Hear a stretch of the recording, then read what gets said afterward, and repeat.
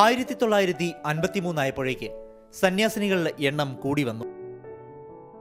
താമസസ്ഥലം പോരാതെയായി. ഒടുവിൽ വലിയൊരു കെട്ടിടം കണ്ടെത്താനായി. ഇതാണ് പിൽക്കാലത്ത് മിഷണറീസ് ഓഫ് ചാരിറ്റിയുടെ മദർ ഹൗസായി മാറിയത്.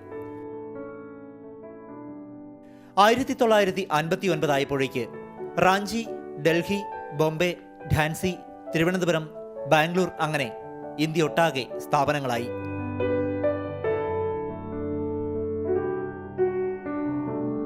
പിന്നീട് വെനിസ്വേലയിലേക്ക്, തുടർന്ന് മറ്റു രാജ്യങ്ങളിലേക്കും മിഷൻ പ്രവർത്തനം വ്യാപിച്ചു.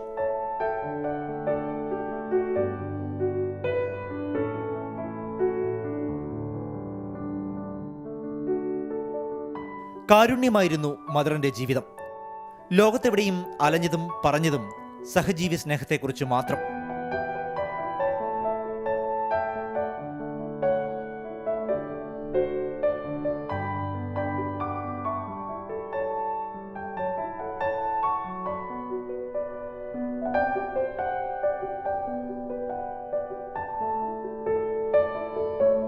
(1997) സെപ്റ്റംബർ 5 കനിവിന്റെ അമ്മയുടെ മരണം.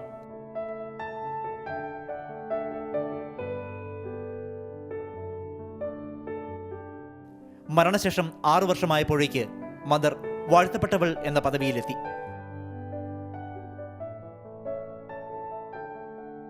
ബംഗാളി യുവതിയുടെ ട്യൂമർ മദറിന്റെ മധ്യസ്ഥതയിൽ സുഖപ്പെട്ടു എന്നതാണ് വാഴ്ത്തപ്പെട്ടവളുടെ പദവിയിൽ എത്തിച്ചത്.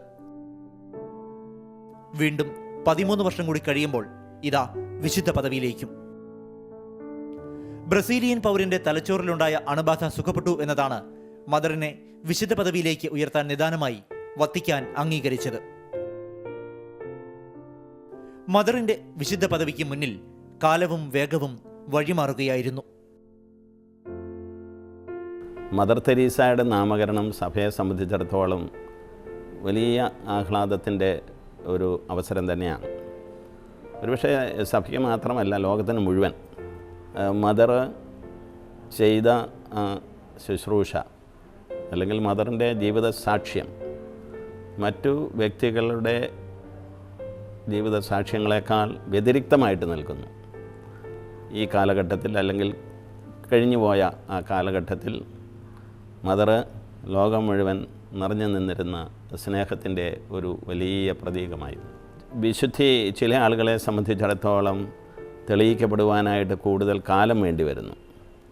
എന്നാൽ മദറിനെ സംബന്ധിച്ചിടത്തോളം മദറിൻ്റെ വിശുദ്ധി മദർ ജീവിച്ചിരുന്ന കാലത്ത് തന്നെ വളരെയേറെ അറിയപ്പെട്ടിരുന്നത് കൊണ്ട് അത് സാക്ഷ്യപ്പെടുത്തുവാൻ, അത് അംഗീകരിക്കുവാൻ, അത് സഭയെ സംബന്ധിച്ചിടത്തോളം വെളിപ്പെടുത്തുവാൻ കാലം വേണ്ടി വന്നില്ല.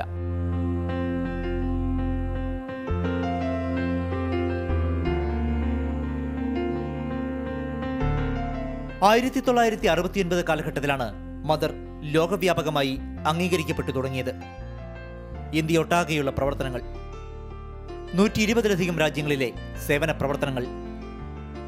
1962 പത്മശ്രീ, 80 ഭാരതരത്ന, സമാധാനത്തിനുള്ള നൊബേൽ പുരസ്കാരം, അമേരിക്കയിലെ ഏറ്റവും ഉന്നത പുരസ്കാരമായ മെഡൽ ഓഫ് ഫ്രീഡം, എലിസബത്ത് രാജ്ഞിയിൽ നിന്ന് ഓർഡർ ഓഫ് മെറിറ്റ്, മഗ്സസെ പുരസ്കാരം.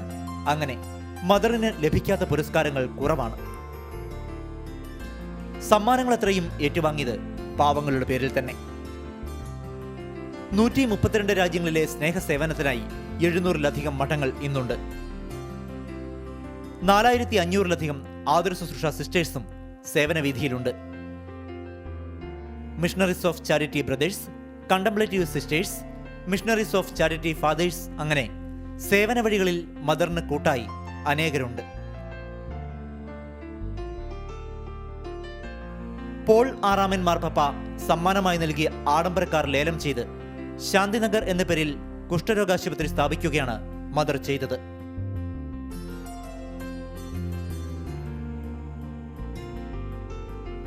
മദർ വിശുദ്ധ പദവിയിലെത്തുന്ന ദിനം കാത്തിരിക്കുകയായിരുന്നു മദറിന്റെ പിൻഗാമികളായ കാരുണ്യവതികൾ. മദർ സ്ഥാപിച്ച നിയമങ്ങളും ഞങ്ങളെ പഠിപ്പിച്ച നിയമങ്ങളും തന്നെയാണ് ഇപ്പോഴും നടന്നുകൊണ്ടിരിക്കുന്നത്. അതിലൊരു മാറ്റം വന്നിട്ടില്ല. ഇനി മാറ്റം ഉണ്ടാകുമെന്നും ഞങ്ങൾ കരുതുന്നില്ല. അതേപോലെ തന്നെ തുടരാനാണ് ഞങ്ങളെല്ലാവരും ശ്രമിച്ചുകൊണ്ടിരിക്കുന്നത്. ബെഗേഴ്സിൻ്റെ അടുത്ത് ഇപ്പോൾ നമ്മൾ കാണുകയാണ്, അവർ ആരെയും നോക്കാനില്ല, അവരൊറ്റക്കാണ്, വീടുകളിലേക്ക് പോകാനുള്ള സ്ഥലമില്ല എന്ന് കണ്ടു കഴിഞ്ഞാൽ നമ്മൾ അവരെ കൊണ്ടുവന്ന് പരിചരിക്കാറുണ്ട്. ഒത്തിരി മഴയുള്ള സമയങ്ങളിലൊക്കെ റെയിൽവേ സ്റ്റേഷനിലൊക്കെ വിസിറ്റ് ചെയ്ത് രോഗികളെയൊക്കെ കണ്ടെത്താറുണ്ട്. മദർ ജീവിച്ചിരുന്നപ്പോൾ തന്നെ മദർ വിശുദ്ധയാവുന്നുള്ള ഒരു പൂർണ്ണ വിശ്വാസം എനിക്കുണ്ടായിരുന്നു.